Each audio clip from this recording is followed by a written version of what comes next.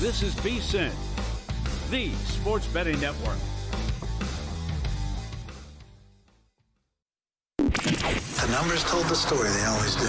It's one of those idiots who believe in analytics. This is a numbers game with Gil Alexander on VSiN. Good Monday morning to you. It is a numbers game at VSiN, the sports betting network, VSiN.com, Game Plus, iHeartRadio, YouTube TV, and of course, Sirius XM channel 258. Gil Alexander.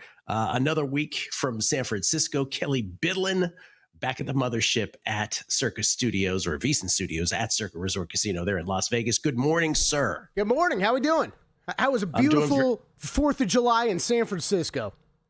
Well, I'm going to do this with my finger because I can never remember notes this way. Yeah. You see this right over my left shoulder right here? Uh-huh. So we have this thing called the fog. I'm not sure if you're familiar with this kind of weather pattern.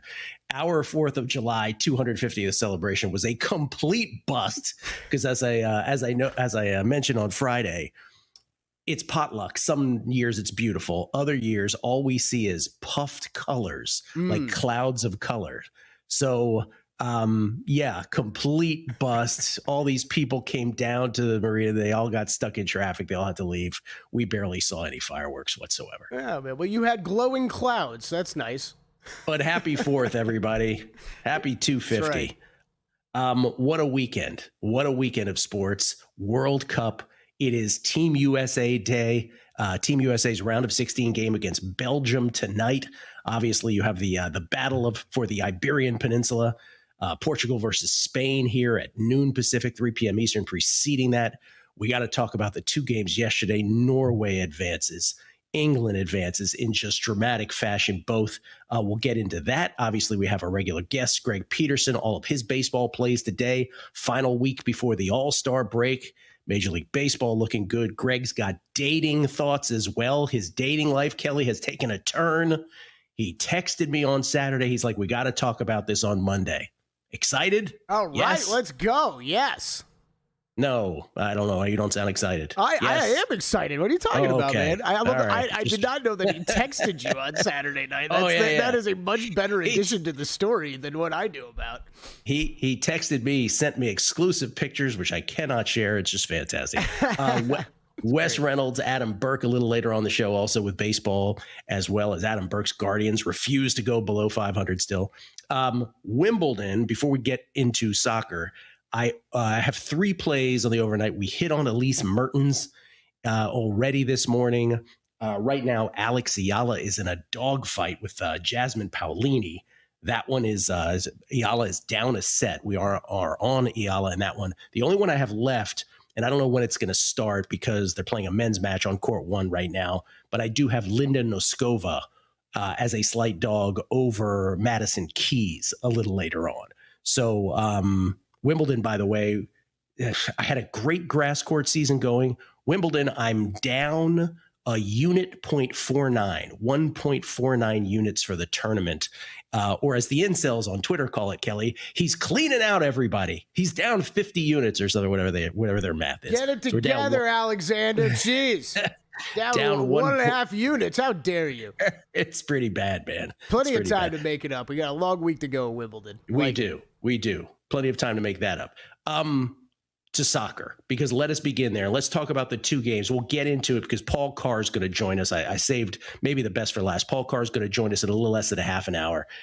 More than anything, I don't know about more than anything, but we're certainly going to talk about this Flo Balogun drama. And in case you missed it this morning, this is continuing. So, of course, American striker Flo Balogun, he got the red card, stepped on an opponent's ankle, accidentally against Bosnia and Herzegovina in the USA's 2-0 win, I should say.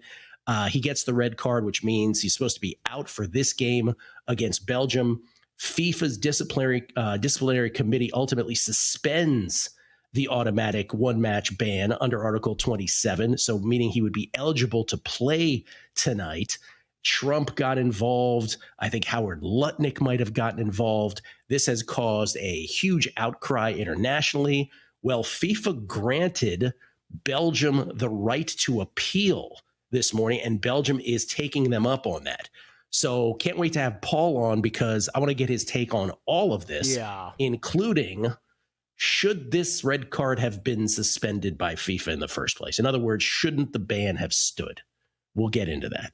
It's so clunky. It's just, well, what I feel, Gil, is that FIFA in the rules, in the sliding scales here is screwing with everybody, every American that has to do media over this. I'll tell you that much, because we saw the red card, and then I read and was told that the red card could not be, what are we, suspending the red card? Also, like the language that they use. Yes, I was right. told the red card could not be overturned, and then it is being overturned. And then how nice of you, FIFA, to grant the appeal process to Belgium the day of the game. They do play later today, right, Gil? Like, we're going to grant you the right to appeal. I think they're going to take you up on that. I think they are going to take you up on that appeal process. But with how clunky this all sounds, am I really expected to have a full process done before the game? Because it took you a couple days to decide to pull back the red card. You're right about all that, including the word suspension, right? We're not taking the red card away. We're just suspending it for a while. I love we grant you the right to appeal. Like, imagine if that happened in the American justice system. Be like, hey, I know you just got in trouble, but guess what? You've got the right to appeal now. You didn't before, but now you do. Well, by the way, Belgium again has accepted this right to appeal, and they are appealing. I am curious, when Paul comes on here, one of the questions that I'm going to ask him, and I'm almost hoping for this scenario at this point, Kelly, one of the things I'm going to ask him is, if Belgium is denied this appeal, let's say we continue our day, Belgium is denied the appeal, Balogun is a go. Will U.S. men's national team coach Mauricio Pochettino, will he then say to himself, you know what, I'm not going to start Balogun. I'm going to leave him on the bench and maybe put him in at some later point in the match, just to sort of quell this whole scenario where if the USA is fortunate enough to advance tonight, we have to deal with this as an asterisk / controversial kind of thing. So we'll ask Paul about that, because smarter soccer minds will be able to chime in on that better than you and I can. As far as yesterday, man, we have to give you, Kelly had a great weekend. We're going to get to golf here after the break, but let's just start with your boy, Erling Haaland. Yeah. Norway gets it done. By the way, I'm going to say this again, guys. If Norway plays the United States in the final, that would be the matchup if Norway and USA advance all the way there. I'm not sure where Kelly's allegiance will be, but Erling Haaland scores not one, but 2 late goals. Norway on their way into the quarterfinals. They took down Brazil yesterday 2-1. Brazil got a penalty kick late from Neymar to make it 2-1 final. But your boy does it again, and now he's got 7 goals for the tournament, as does Messi, as does Mbappe. Yep, leading the way. Yeah, I'll tell you, Gil, I really felt like my coaching from the couch carried over, too, because I don't know about you, it was a 10 total touches in the first half, the fewest of any player on the field, on the pitch, if you will. And I was like, you got to feed the big man, as you and I do with our great soccer terms, right? It's feed the big man down low. We got to get him some touches in the paint. And finally, they started doing that, and look what happens when you just kind of chip some stuff in and get some stuff into Erling Haaland. He makes magical goals happen because he's the Josh Allen of soccer. He's too big, too fast, too strong, too talented, can't be stopped. Did it with his head, did it with his leg, from outside the box. It was masterful, man. And Brazil, Brazil played with their food early, right? It was allowed Norway to kind of have possession and just hang with that. And we're looking for kind of counterattacking situations. And look, they had a couple great opportunities, but it kind of felt like once you saw that first Haaland goal, you started thinking, man, Brazil, this is not where this game should be right now. I counted at least 4 opportunities for Brazil where they should have scored. The PK, they missed, right? They missed a penalty kick. Then they had this sort of one-on-one with the goalkeeper where all dude had to do was go to his right a couple steps. Instead, he insisted on using his left leg. That didn't work out. Then there was the strange bounce that would have been a lucky goal, but it was saved. And then there was another opportunity late where they missed it so closely. And anyway, that's how the cookie crumbles. And Haaland gets it done. You're right. Magical with the header. Then you just gave him too much space. I mean, you give him a step. That's all he needs to put it in the back of the net on the second one. So Norway is advanced. They will play England on Saturday in the quarterfinals. England goes into Azteca. They had the elevation to deal with. That was a big storyline before the game. They go in there. They get 2 back-to-back goals really quickly late in the first half from Jude Bellingham to go up 2-0. Quinones cuts it to 2-1 before halftime. Then a red card on England. So they're playing a man down for over a half hour the rest of the way. They score first, though, when the goalkeeper is issued a penalty, and Kane puts in the penalty kick to make it 3-1. Comes back, Mexico does with a penalty kick of their own. When Kane is given a penalty inside the penalty box, Kane becomes the first player ever in World Cup history to make a penalty kick, then get nailed for a penalty that induces a penalty kick on the other side, 3-2. Cool. And then it just became a game of, can England hold this? Again, also the elevation. Is this going to be a problem as the game goes on? They were able to do so, including 11 minutes of added time. And England deserves all the credit in the world getting by the homestanding Mexico squad, which never loses, right? Not never, but rarely loses at Azteca. Yeah, it was a great match, man, watching that. And yeah, England with a man down, and just these penalties are so huge. I know we talked about it last week, but it just, yes. The ability to go up 3-1 when you're down to 10 guys, right? Like that was the difference in the end. And it's not that was a controversial penalty. I thought that one was pretty easy, but no, that one was easy. Get to 3-1 and you're able to hold on and advance. England, Norway, let's go on the 3-way line. Norway 3-1, England -115, the draw +270 on that game on Saturday. Wow. What a tournament, man. What a boon this has been for us midsummer, also just from a content perspective. And just watching it with the soccer hardos and us like, oh, that's a penalty? Oh, is that a penalty? How's that not a penalty? Right, that kind of thing, the discourse back and forth. We'll come back. What a golf weekend for Kelly and Chris Gotterup. We'll get to that next on A Numbers Game at VSiN, the Sports Betting Network. Racetrack Television Network brings you every race, from every track, on every screen, every day. With monthly packages starting as low as $5, RTN gives you great value and access to more live HD streaming and race replays than anyone. Visit RTN.tv today to sign up and watch on almost any device, including Roku and Amazon Fire. Use promo code TRYRTN for a 5-day free trial. This is VSiN, a network of sports betting analysts, writers, hosts, and handicappers, all here to help you become a more confident bettor. We broadcast live every day from Las Vegas, the sports betting capital of the world, and from studios across the country, giving you insight from every angle of the action. Take VSiN with you wherever you go with the VSiN Watch app, or catch us on streaming platforms and regional sports networks. You can also listen live on SiriusXM Channel 158 and on radio stations nationwide. Check out VSiN.com as well for betting tools, exclusive betting splits, AI-powered player prop projections from Opta, pro picks for every game, plus in-depth betting guides and articles built to give you an edge. From sharp betting analysis and daily best bets to insider interviews and expert breakdowns, VSiN is your trusted source for everything happening in the world of sports betting. See everything we have to offer at VSiN.com and become part of the Sports Betting Network. Coming up on the next edition of Follow the Money, it's round of 16 game day. USA, Belgium. We have a strong opinion on the match, and we preview it from every angle, plus the kickoff and second half of Portugal, Spain. Anthony DeBundo from The Ringer, the legend Tommy Smith, the Bear Chris Felica with all best bets. Follow the Money 4 to 7 Eastern on VSiN, the Sports Betting Network, Sirius XM Channel 158. Check out the website for all the betting tools and analysis.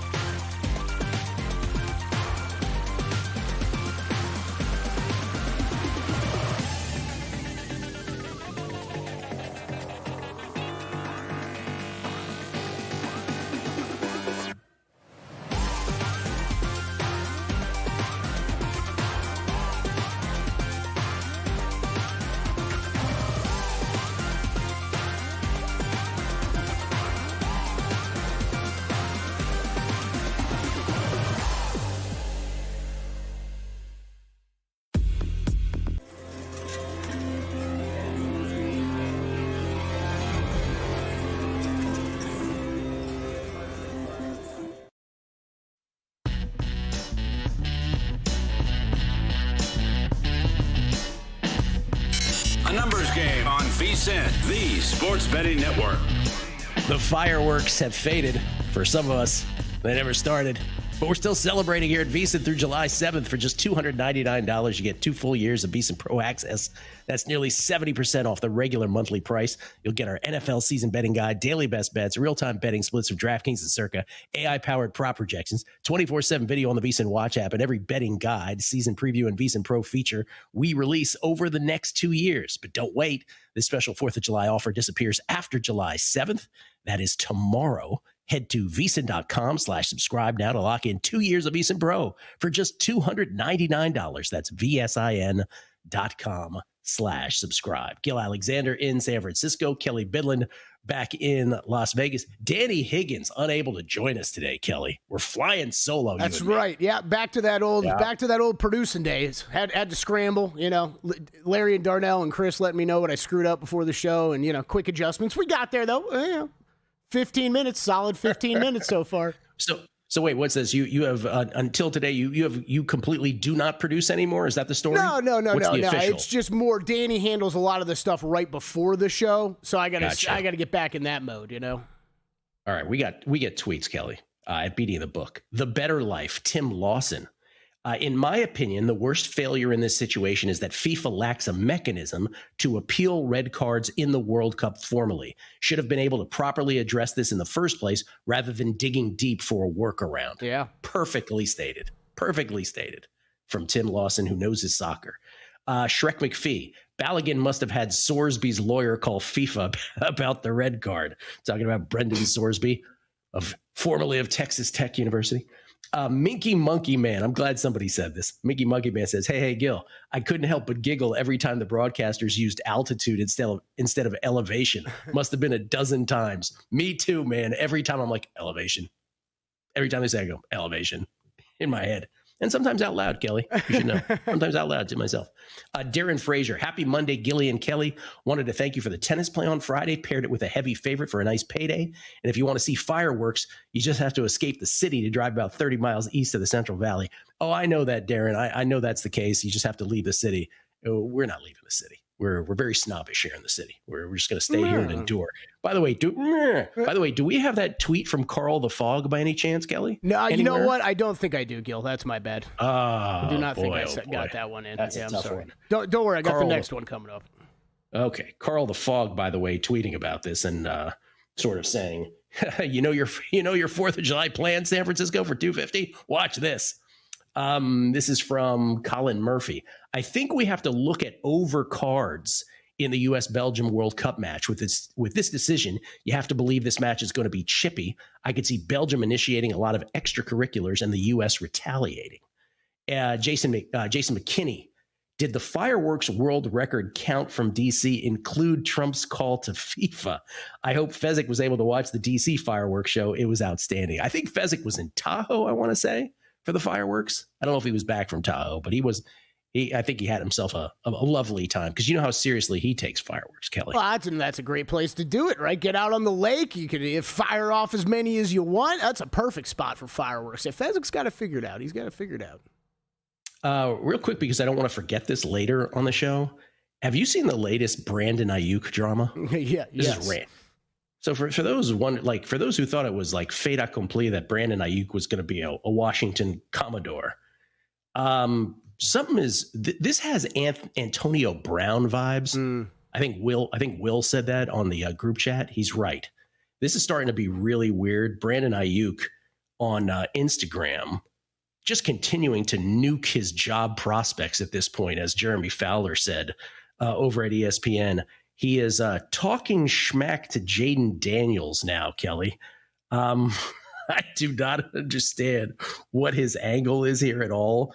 But they unfollowed each other as well. Like, this was the one landing spot, the Washington Commanders, where you thought, oh, okay, well, like a team actually wants him. Yeah. And now he's obviously trying to force the Niners' hand to cut him. But this seems really stupid to like go after the best player on the one team that seemed to want you anyway. Just crazy. Bold strategy, Cotton. It's interesting to go after the quarterback for sure. Let me quote. I'll leave it at this. I'll just quote Brandon Ayuk. Kelly, quote, "You gonna have to stop running behind your mama, and I might believe what you're talking about." Unquote. Okay. I'm gonna use the Jonathan. That's the Jaden Daniels. Yeah. I'm going to use the Jonathan Von Tobel line about Jonathan Kuminga. Brandon Ayuk is quickly becoming the most covered, average player out there. I totally agree. And I don't even mean to say average. The difference between a Jonathan Kuminga and Brandon Ayuk is I think Brandon Ayuk's good, but for how much we talk about him, we haven't seen him on the football field in 2 years, basically. This is. We talk about this guy all the time, and I'm I don't know what he's going to be when he shows up and plays in it. Totally agree. And at this point, if you're a Commanders fan, as I am, you have any inkling of you wanting him on the team has quickly gone to, yeah, we're good. You're good, buddy. Mm-hmm. We don't need you. Just a really weird sort of trajectory on Brandon Ayuk, who we still don't know if he's playing, and if he is, where next year in the National Football League. As you said, who knows what he even is at this point. To golf, Kelly, you had yourself. Would you? Well, I don't want to say what you actually texted in an Erling Haaland / Chris Gotterup text, but let's just say you were very pleased. It was like 30 minutes, and it was okay, this is where these golf wins are tough, Gil. Because we do a golf betting podcast. We have Wes Reynolds coming up later on the show, and unfortunately, what's that called? Long Shots. Long Shots, name of the podcast. Go check it out weekly. Yeah. Yes. We've had a couple of these tournaments before, and it's always uncomfortable. It's the final day leaderboard where everybody has someone in the running, and we've had a couple. This is now the second time where I've had one guy down the stretch late, and Matt and Wes have been on another guy at much longer odds, and they were both on Ben Coles in this tournament. And it was Gotterup was 5 shots off the lead heading into Sunday. We talked about this event being a birdie fest. So, yeah, scoring was out there, but it's not like I really thought Gotterup was going to be able to catch these guys and pass them. He goes out there, shoots 9 under 62. He's able to get in the clubhouse at 20 under. Ben Coles, who had been leading the tournament for a while, he goes and he bogeys 15 to bring him back to 19 under on 16 on the par 3, steps up and bounces back, gets a birdie to tie this thing back at 20 under. Par 5, he has to go and par that at 17. So we go all square for him leading into hole 18. And I think Erling Haaland scores. Ben Coles tees off, hits it down the fairway, and then that approach shot just clank off the side of the green into the water. His tournament's over. He can't save par. And Gotterup, who'd been hanging around on the practice range getting ready, thinking he's going to have to play a playoff, doesn't have to do that anymore. Just wins it in regulation. So nice for me, bittersweet for the podcast in general, because there's not many texts going around, obviously, as that's closing out. But Chris Gotterup, man, this is 3 wins now on the season, 4 in the past year. This dude is incredible, and a major win I think is coming soon. And it's sometimes it's the basic skill, and this guy really is. I talked about him last Wednesday, heading into this tournament. You were looking at strokes gain stats for the last 16 rounds. He was second in the field off the tee, second on approach, second with putting. And it's just sometimes when you see a player like that and he's got the distance that he has off the tee, he makes it look simple sometimes, and he did on Sunday. That was for sure, because every drive was long, every approach was good, and then he's drilling all these long putts. Chris Gotterup, he's really rounding into one of the better players on tour. Well, Rick Gaiman put it in context, for us on Twitter. Our buddy Rick Gaiman at Rick Run Good. Most wins in the last 365 days on the PGA Tour. Scotty Scheffler 4, Chris Gotterup 4. That's the list. Yep. Those 2 guys. Fitzpatrick and Cam Young with 3, Rose and Clark with 2, and then 30 dudes with 1. But that's it. Scheffler and Gotterup. And then Kyle Porter, putting it in even greater context for everybody on Twitter. Chris Gotterup has the same number of wins in the last 12 months. That's 4, by the way, than all of these players combined. The same number of wins than all of these players combined. You ready? Deep breath. Rory, Ludwig, Rahm, Sam Burns, Cantlay, Siwoo, McNeely, Harris, English, JT, Lowry, Ricky Fowler, Spieth, Keegan, Brian Harmon, Corey Connors, Jason Day, both Hoygaards. He said all the Hoygaards. Sepp, DJ, Brooks, Sung Jae, Cam Smith, Tom Kim, Sergio, and Tony Finau. All those guys combined equal Chris Gotterup. Yeah, that's how magical it's been. Yeah, it's always, I think it's one of the toughest and most interesting things about handicapping golf, Gil, is you've heard me mention it. We use the term on this podcast all the time, win equity, right? There's guys that can go out there and finish top 10, top 20 on a regular basis, like a Siwoo Kim or a Patrick Cantlay. How often do you go out there and win? Chris Gotterup has proven he's a winner. What do you guys like better on long shots, win equity or ball striking? Ball striking for sure. Ball striking. Yeah, I think so. Ball striking for the win. That's almost every episode, probably. Ladies and gentlemen, Greg Peterson is next, not only with his Fab 5 baseball picks, but his dating life has taken a turn to the good next on a numbers game. The biggest contest we've ever seen. Seriously, what's the guarantee? They're still talking about it. I think it's time to put the rumors to rest. Showtime! $30 million. $30 million? $30 million? $30 million? That's $30 million guaranteed. 3 contests, multiple ways to win, no rate. Entry starting at $1,000. Enter in Nevada, play from anywhere. Elevate your sports betting game with VSiN's exclusive betting splits. Stay ahead with real-time market trends and track bet percentages on any matchup. Then uncover the edge by comparing them to the amount of bets placed to find out where the sharp money is headed. Upgrade to VSiN Pro to access betting splits, live odds, line moves, power ratings, and in-depth game analysis. Go to vsin.com/pro to join VSiN, the sports betting network.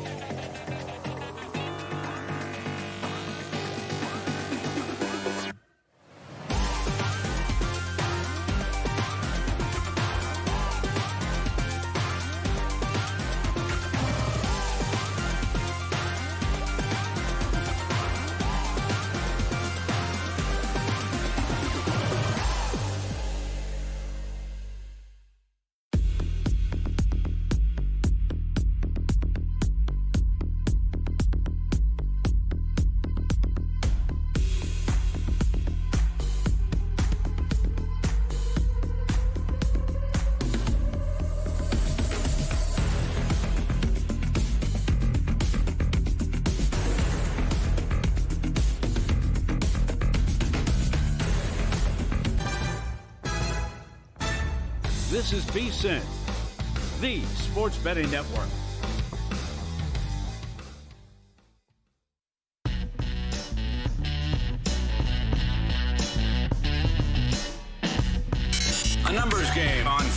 VSiN, the Sports Betting Network. Back on a numbers game. Gil Alexander live from San Francisco. Kelly Bidlin live from Las Vegas on this Monday morning. Normally, I would read a bunch of tweets here, but there is just too much ground to cover with our next guest, not only in terms of his Fab Five baseball plays, but because his well-documented dating life has taken a turn for the good. Greg himself tweeted this out. I believe this was on Saturday. Don't hold me to that. He'll tell us. He says, for those who have been enjoying my bad dating stories, bad news. Had dinner at the Wynn tonight on what was probably the best date of my life. My luck has finally turned around, and look at that piece of chicken parm on the left and whatever else that is over there. Ladies and gentlemen, Greg Peterson joins us, courtesy of the Progressive Guest Line. You can follow him on Twitter at @GUnit_81. Greg, do tell. How was it? Wow. That's all I need to say. It was a very, very amazing weekend. It was great. I don't know how this happened. If I tried to file this into Hollywood as a movie script, they would turn it down. It was that amazing. It was that unreal. And I'm glad to be joining you. Thank you. All right. Wow. So wait, before the break, before the segment though, you said this was less a date than it was a weekend rendezvous. What do you mean by that? Pretty much we just saw each other for all 3 days, and I'm now working on distance now. Something I never thought I was ever going to do. I always thought, person has to be in the area and everything like that. And I thought, because we met on Hinge. That's the way that we met. This is a person that I didn't know at the time when I swiped was outside the area and visiting for the weekend. So it was like, okay. She asked me if I was going to be willing to do a distance thing, if I was willing to meet her this weekend. And I was like, sure. And like for the longest time, I was thinking, am I going to get robbed here? Is this AI? Am I like being set up or something like this? We're going to go with it. I like the profile. I like everything that I'm seeing. Let's just give this a shot. I have been let down too many times. What's one more letdown? Anything but a letdown. Very, very real. Very, very amazing weekend. I could not be happier. Because most people who just heard that, Greg, as you probably surmise, heard in town for the weekend, their brain goes somewhere, right? And what you are saying is their brain shouldn't go there? Exactly. Very much exactly. Wait, it should. Okay. It should, though. This girl, you're telling me this girl had a conversation with you before you ever took her out for anything and was asking you about dating you going forward beyond this weekend? Yep, she said, let's see what happens this weekend and let's see what happens moving forward, and what we are moving forward. Wow, okay. Would you care to share what her profession is, Greg? I will leave all of that out of it for right now, but she does very, very, very well for herself. Okay. And it's not by the way, when I say profession immediately, I'm thinking, people are going to think no, not that. It's like stated a legitimate profession and a really a noble one. Greg, I wish you the best. I hope that it only continues to be awesome. Let's leave it at that. Greg Peterson, ladies and gentlemen, things could be looking up, or, we'll see. We'll see how they're definitely looking up. They're definitely looking up. They're looking up. I'll leave it at that. I know that much. I'm starving. Looking at chicken parma. Can we show that one more time? That's a chicken parma. What is that on top there, Greg? Sea bass. Sea bass. Oh man, ladies and gentlemen, this man goes to the Wynn, has himself a great meal. Hey man, you run 12 miles a day. You can afford to do that. Oh yeah. All right, Greg. Major League Baseball. It is the final week before the All-Star break. Home Run Derby next week. It's a fun time of year. Trade deadline coming up. The draft and then the trade deadline. Let's start with your Fab Five and let us begin with what is the series of the week. We have a 4-game set between the Yankees and the Rays. The Yankees find themselves 4 games out. This is one of these series. I was on with John Yastrzemski and Will yesterday on VSiN on the weekend, and John's point was a good one, which is, boy, the Yankees have to at least tread water here, right? They can't crater. You can't get swept, that's for sure, because all of a sudden 4 becomes 8 into the break. At the very least, you want to split here. Today it is Cam Schlittler on the hill for the Yankees, and I would imagine you would probably take the same approach as I am here, which is this is the one the Yankees absolutely have to win because of that. Yep, absolutely. And I mean, for the Yankees, Cam Schlittler, yes, he had a really rough start last time out against the Detroit Tigers. He's an underdog to Griffin Jacks. Like, I wish you could put it more simply. I wish I had more complexity with his handicap, but I'm getting plus money on Cam Schlittler against Griffin Jacks. That's the Godfather offer that you cannot refuse in this situation. You look at what Cam Schlittler has done away from home, too. He's got a 1.03 ERA in games played away from home. So he has been tremendous away from Yankee Stadium. And to the credit of Griffin Jacks, he had an 80 ERA coming out of the bullpen with 3 home runs allowed per 9 innings. That's gone down to 265 as a starter, but he's still giving up over 1.4 home runs per 9 innings as a starter. The Tampa Bay Rays have by far the higher bullpen ERA. Now, they've also got Junior Caminero. I'm not even kidding when I say he's had 11 home runs in 12 games. The guy is hotter than lava. It's absolutely insane. But for the Yankees, being able to get plus money on Cam Schlittler, this team really, really needing wins after they have fallen and can't get back up the last few weeks, I think that this is the time where they finally get back up. Give me Cam Schlittler and the Yankees on the money line. Glad you went hotter than lava. Thought that was going somewhere else. Big 4-game set again between the Yankees and the Rays. Heading into the All-Star break, Rays start the series with a 4-game lead over the Bronx Bombers. Then there's the Braves. The Braves lead in the NL East is, how can I put this, precarious. 3-game lead over the Phillies, 4.5 over the Marlins, Greg. Braves, though, have an easy schedule here in the month of July. They need to take advantage. They got the Mets tonight. What do you have here? And that's always good news. When you see the Mets on your schedule, you need to be winning these games right now because they just have not been good this season. And Freddie Peralta, holy crud. He has given up 25 runs in his last 5 starts. You want to talk about a signing that is just completely blowing up in their face. Man, this is not good. And for Ronaldo Lopez, he started out the season as a starter, goes into the bullpen. Now he's back as a starter. He's got a fielding independent that's about a point higher than his ERA. So I do like that 8.5 to the over, but I'm holding back the Atlanta Braves here because they still have the number 1 bullpen in the big leagues in terms of ERA. So if Ronaldo Lopez, who's been in the bullpen for quite a bit, doesn't give you a ton of length, you're fine there. And for the Mets, they have an offense that has just been terrible away from home. They're averaging about 3.7 runs per game away from home, dead last in the National League. Guys not named Juan Soto have been awful for the team. And I know that for the Braves, Drake Baldwin has outbid himself since coming off the injury list. They've had some issues with that offense, but I trusted them to be able to get the job done against a guy in Freddie Peralta that has just been terrible over the last month or so. Give me the Braves on the money line. Am I seeing a late ad here? Do we have a Brewers-Cardinals play tonight as well?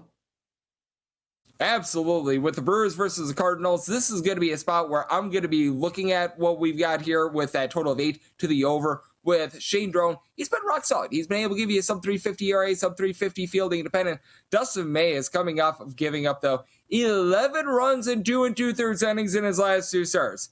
That's even worse than Freddie Peralta's been in his last 2 starts. So that's not a place where you want to be. And for this Brewers team, they just hit you death by a million cuts. They're averaging 5.2 runs per game. That's a top 4 mark in all baseball, even though they're one of the lesser teams in all baseball in terms of home runs on a per at-bat basis. For this Cardinals bullpen, they've been below average with regards to ERA as well. This is, by the way, going to be a game before a double dip on Tuesday. So you have to think that these starters are going to need to go a little bit deeper into this game because they're going to want to save as many bullets as humanly possible for 18 innings on Tuesday as well. So that means that you're going to see these starters probably be out there a little bit longer than they normally would. Give me that 8 to the over. All right, Padres Diamondbacks. Speaking of holy crud, as you put it, Greg, both teams a game below 500, both teams 14 behind the Dodgers, and it should actually be worse, right? Their run differentials are terrible. You're playing this 2 ways tonight. Yep, I'm going to be taking a look at the Padres on the money line and the under. Walker Buehler has been better than his ERA. He gives up the 9 spot in his last start against the Chicago Cubs. Absolutely awful. He had given up 1 earned run in each out of his previous 4 starts. So I think that there's going to be a little bit of bounce back here. Fielding independent, about 0.75 points better than his ERA. I just still don't trust him. Brandon Pfaadt on the flip side for the Diamondbacks. Yes, first start in quite some time. He looked relatively solid, but guys getting only 6.9 strikeouts per 9 innings, 1.7 home runs, 3.7 walks allowed per 9 innings, about a 5.50 ERA. And for the Padres, they still have one of the better bullpens in all of baseball. It's a little bit warped by that series that they had against the Chicago Cubs where the wind was just blowing out to high noon. But that said, I think that the Padres here at home, they get the job done, like that under, and I like the Padres on the money line. Bonus play, Giants, Blue Jays. What do you got? Absolutely. With this one, I'm going to be taking a look at the under. It's been a rough go of it for Kevin Gausman and Landon Root, but both of these guys have pitched much better than what their ERAs would indicate. For Root, fielding independent well north of a point lower than his ERA. And Kevin Gausman, he's not walking anyone. He's given up less than 2 walks per 9 innings. This is a Giants ballpark that is one of the most pitcher-friendly in all of baseball. For the Giants, they're a bottom 6 team in terms of run creation at home as well. And Blue Jays, they're averaging 3.7 runs per game away from them. That's bottom 5 mark, so in on the under. There you go. Greg Peterson's Fab Five. We'll put him back up later on the show. A question from the numbers guys. With your jogging streak and your college basketball podcast streak, do you consider yourself a creature of habit? Yes or no? Yes. Yes. How could he not? Thank you, Greg. Congratulations on the dating life. Coming back on a numbers game right here at VSiN. You make me go loco, baby. Yeah, that shit makes me crazy. Yeah, that shit makes me crazy. You make me go loco, loco. You make me go loco, baby. Yeah, that shit makes me crazy. Yeah, that shit makes me crazy. Yeah, that shit makes me. You make me go loco, baby. Yeah, that shit makes me crazy. Yeah, that shit makes me crazy. You make me go loco, loco. You make me go loco, baby. Yeah, that shit makes me. The party never stops at Stadium Swim. You make me go loco, loco. Your favorite VSiN shows and personalities are now available to download as podcasts. Catch every hour of our live broadcast with VSiN Best Bets, or find your go-to show and download it directly. Get instant reactions to last night's games, sharp analysis on today's biggest matchups, and everything in between. Whether you're commuting, working out, or just catching up, VSiN lets you take the action with you wherever and whenever you want. Search VSiN on your favorite podcast platform and get in on the action with VSiN, the sports betting network.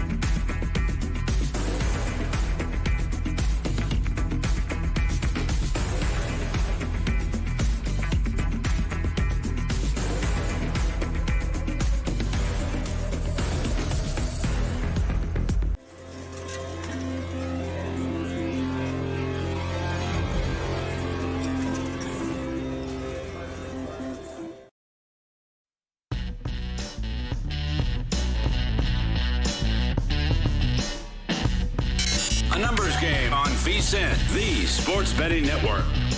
Unmatched transparency with records updated daily, AI betting analysis, real-time global betting info, and alerts directly from the pros. Check them out. Sharpplays.com. You can scan the QR code for more. Once again, sharpplays.com. Don't put the word "the" in there. Just sharpplays.com. Right. We get tweets at Beating the Book. Always appreciated from everybody. Brian Young, Notorious Guns, starting the week off right, listening to the boys. Gil and Kelly on a numbers game. Enjoy the show daily. Keep up the great work, boys. Thank you so much, Brian. It's very nice of you to check in. Appreciate that. iHeart SEC podcast. The life of sports bettors. Both tennis plays come in. Australia, Egypt draw. Yankees win. And the minus 700 Argentina goes to extra time. Parlay up in smoke. FML. Yeah. That happens with parlays. That was the Kelly Bidlin Independence Eve 5-leg parlay, Gil. Oh, is that what that was? Yeah, the only leg that didn't get home was Argentina money line. You can have a dime for every time that happens. Yeah. Chris Hartman, Gil hitting the over in the Norway game more than makes up for the quarter hit dog loss on the pseudo under. Okay, we got to talk about this. We got to talk about the hot dog contest on Saturday. You're gonna have to explain this the situation with pseudo to me. I didn't get. Okay. I read it afterward. I didn't understand it at all. Well, we won both of ours. Mm-hmm. We hit the pseudo under because we had 39. And then we hit the combined under two between Chestnut and Pseudo. Chestnut wins going away, Pseudo wins going away, but they both, as we sort of predicted with the weather, went under their over-under. So the issue, first of all, let me give you a shout out, because on Friday you said something I think was the most prescient comment of the whole weekend, which was, we're talking about this for a whole segment. We're breaking down this hot dog eating contest, talking about the temperature, talking about how they did when the temperature was this high back in 2010, at least in Chestnut's case. Here's why we're making the bets. And then you added at the end, you go, and you know what? I'm probably going to forget that this event is even happening tomorrow, and I'll just sleep through it, or I'll just live my life through it. Yeah. And that, Kelly, is exactly what happened. Yeah, me too. I know, me too. It's the combination. The one thing I left off on Friday, it was what I said on Friday was it's just the only sporting event every year that I feel like on the West Coast becomes tough, because it's 4th of July. There's other things going on, right? And like the men start at noon Eastern time, like that. It's 9 a.m. out here, so you better be ready. But the other thing is it's a whole 10 minutes, right? Unless you care about the whole lead up and everything, like it's 10 minutes, so you better be there and you better not be late. It's a bit because I'm sweating out tennis matches, right? So like your brain is on these things that you're betting much larger, right? And I completely forgot about it. Didn't even remember it on my own until I get a text from my buddy Chris, who had under 38.5 on Mickey Pseudo's total. And in the end, she was clocked in at, I don't know if that's the right term, 38 3/4 hot dog and buns. Now, the issue with that is normally you'd be like, oh, wow, you lost by 1/4 of a hot dog and bun. I guess that's the proper terminology. But the problem was on the live broadcast, if you watched it, and he was analyzing it as if he were analyzing the Kennedy assassination with the Zapruder film, like this fine tooth of a comb, right?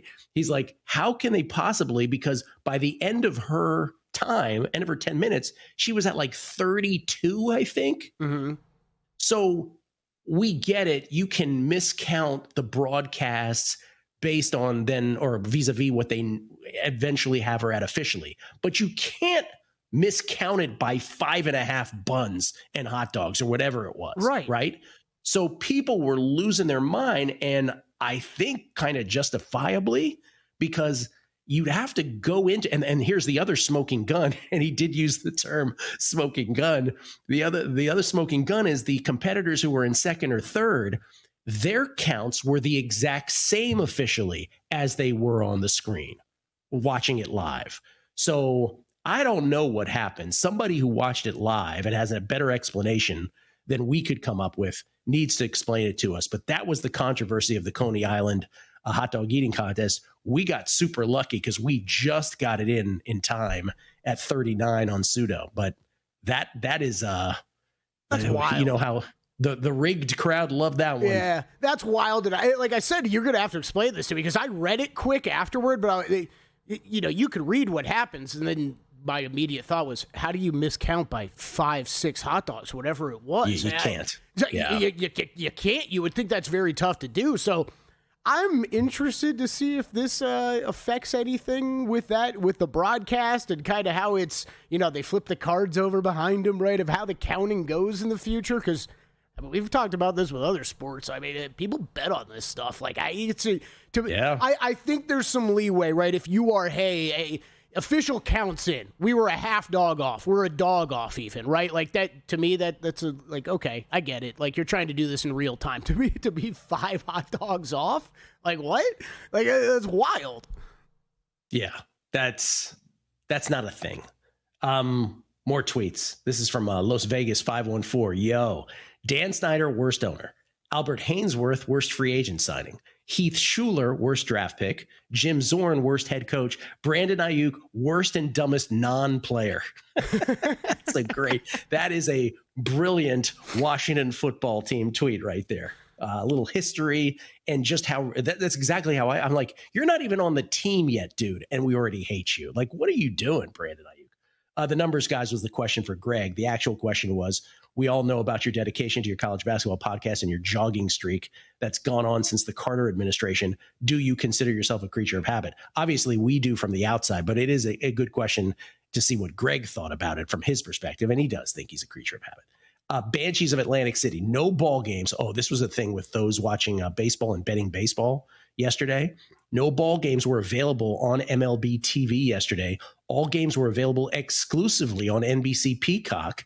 This whole July 4th weekend kind of thing. In response, Banshees of Atlantic City says, my $30 a month in subscription money is no longer available to MLB. That money will now be available exclusively to my Gumar or possibly my side piece. Matthew Mayberry, I had Ben Cole, Zach Johnson, and brutal. Okay, this is a bit of a grammar issue here. And Jackson, what is he saying? Super, probably. Super, yeah, at bomb odds. Luckily, I had Zach Johnson top 10 at 10-1 to make a decent profit, but that was hard to swallow, especially when all 3 of them were tied for second at one point. Yeah, this was. I mean, I think Gil. It's going to be a bumpy long shots this week. Like Matt had Max Homa, Ben Coles, Jackson Suber, all 3 of them finished T6 or better. And Wes had a couple of those guys, and Rio Husat today, who was one shot back of them, too. It was, they had the whole thing circled. I had one guy, and the one guy just got there. Colin Murphy, follow-up question. What was the young lady in town for? Talking about Greg Peterson now. If a convention or work-related trip, okay. If a bachelorette party, then maybe a bit questionable. Do women visit Vegas looking for a relationship? Either way, happy for you, Greg. That kind of sums up my emotions during it, too. And B-Shrep27, Gil, a masterclass in asking the question all listeners wanted to ask. Greg, what's her profession? Love me some Hoops Peterson, but this screams catfishing. He might want to check his bank account today. Yeah. I thought the last question in the last tweet was the one I had too, because it is not uncommon for young ladies to come out to Vegas for one of those bachelorette type weekends and be looking for a gentleman to take them out and wine and dine them for the weekend and take care of some of the expenses, right? But the whole idea of having a conversation about, are we going to do a long distance relationship after this before you've even met, that was kind of mind blowing to me. Ladies and gentlemen, it is July, and that means we are involved in another baseball monthly market, most wins in the month of July. And let's just say the Red Sox are doing what we hoped the Cubs would have done last month. Remember, the Cubs' first 15 games, the whole handicap was they got to exploit those first 15 games, a super easy schedule against the Giants and the Athletics. I can't remember who the other team was. The Rockies, they didn't. They went 7-8. They ultimately finished the month 16-10, which is good, but not good enough to catch the red-hot Marlins, who were 20-6 and won the month. Nobody had the Marlins. The Red Sox are exploiting at least the first 4 games. They are exploiting the easy schedule. They are 3-1, Kelly, out of the box. My 80-1 play on the Boston Red Sox. The Rockies currently have the lead in the very early going here of July at 4-1. Then you see the Twins, Mariners, O's, Tigers, and our Red Sox all at 3-1 to start the month. Of course, there is an all-star break that begins right, at the end of this week. So there are fewer games played in this month than any other. But the rest of the week, Red Sox have 6 more games here. So the idea is for them to exploit this big time, come in strong here against both the White Sox and the Mets the rest of the week, go into the break in great position, and then it'll be a sprint to get us our 80-1 in July. So far, so good. Long way to go, obviously. Yeah, current odds on the Red Sox 12-1. Your favorite